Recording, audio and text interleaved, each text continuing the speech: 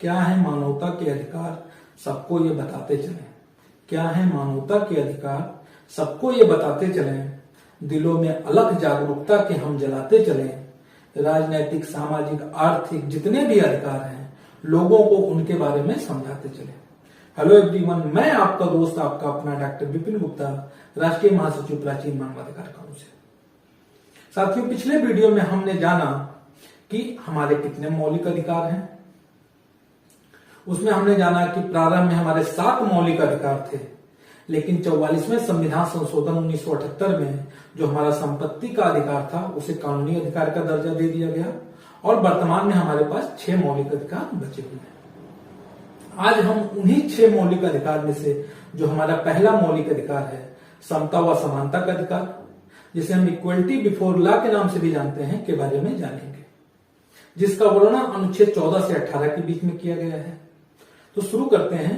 अनुच्छेद 14 जो है, जिसे में यह कहा गया है कि विधि के समक्ष समानता, मतलब कानून की नजर में सभी बराबर हैं, चाहे पुरुष हो, चाहे महिला हो, चाहे बुजुर्ग हो, सभी बराबर हैं। लेकिन क्लासिफिकेशन करके इसमें कुछ डिफ्रेंशिएशन किए गए हैं। जैसे बच्चों का ट्रेन में टिकट आधा लगेगा। अपने देश में महिलाओं को आज तक फांसी नहीं दी गई है। ये एग्जाम्पल इसके हैं। हाँ, इसमें अगर ये नहीं किए गए होते तो कोई आदमी सुप्रीम कोर्ट चला जाता, वहां केस कर देता कि लो, मैं भी भारत का नागरिक हूं, ये बच्चा भी भारत का नागरिक है और उसका आधा टिकट आप ले रहे हैं, मुझसे पूरा लिए गए हैं। इसलिए डिफ्रेंसिएशन किए गए हैं और ये अच्छा भी है। अनुच्छेद 15 है, धर्म, जाति, वंश व लिंग के आधार पर विभेद में रोक। मतलब हम किसी के साथ उसके धर्म के आधार पर विभेद नहीं कर सकते हैं, लिंग के आधार पर भी हम नहीं कर सकते हैं, जाति के आधार पर भी नहीं कर सकते हैं और जन्म स्थान के आधार पर भी नहीं कर सकते हैं। जैसे पिछले वर्षों में हमने देखा कि महाराष्ट्र में यूपी और बिहार के लोगों के साथ बड़ा भेदभाव हुआ, उनको वहां से भगाया जा रहा था। ये भी गलत है।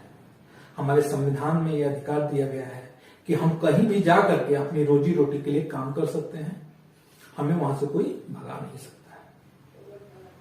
अनुच्छेद 16 जो है वो कहता है लोक नियोजन में समानता का अधिकार, मतलब सरकारी नौकरी में सभी को समान अवसर मिले।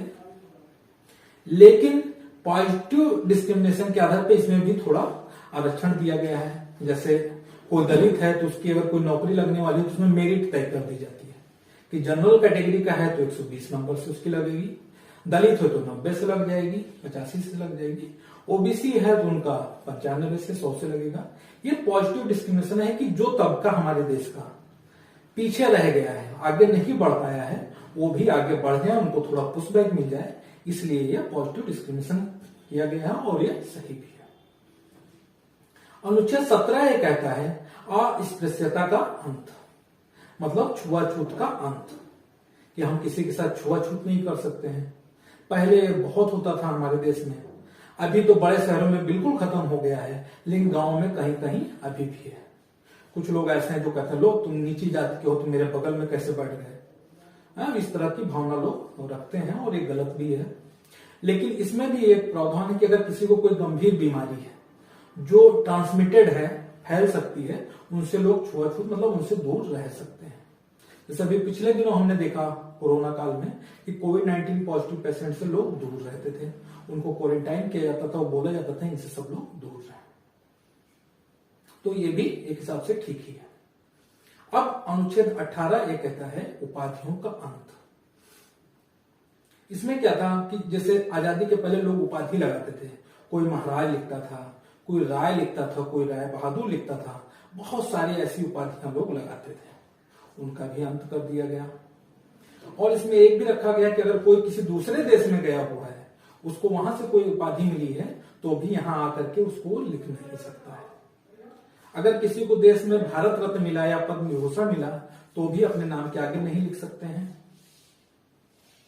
लेकिन हाँ, इसमें एक है कि अगर कोई सेना में है या किसी उस पद पे है या कोई प्रोफेशनल है, जैसे डॉक्टर हो गए, इंजीनियर हो गए, ठीक है, प्रोफेसर हो गए, तो वो अपने नाम के आगे इनको लगा सकते हैं। सेना में जो लोग नौकरी कर रहे हैं, जैसे मेजर हैं, कर्नल हैं, ब्रिगेडियर है, तो अपने नाम के आगे लगा सकते हैं। तो ये था हमारा आज जो समता व समानता का अधिकार, इक्वलिटी बिफोर लॉ। अगले वीडियो में हम स्वतंत्रता का जो हमारा अधिकार है उसके बारे में जानेंगे। अगर आपको वीडियो अच्छा लगा हो तो इसको आप लाइक कीजिए, ज्यादा से ज्यादा लोगों में इसको शेयर कीजिए, ताकि ज्यादा से ज्यादा लोग अपने अधिकारों को जानें, उनके प्रति जागरूक हों और अपने अधिकारों के लिए वो खुद लड़ाई लड़ सकें, उस अपने अधिकारों को हासिल कर सकें। वीडियो को अंत तक देखने के लिए बहुत बहुत धन्यवाद।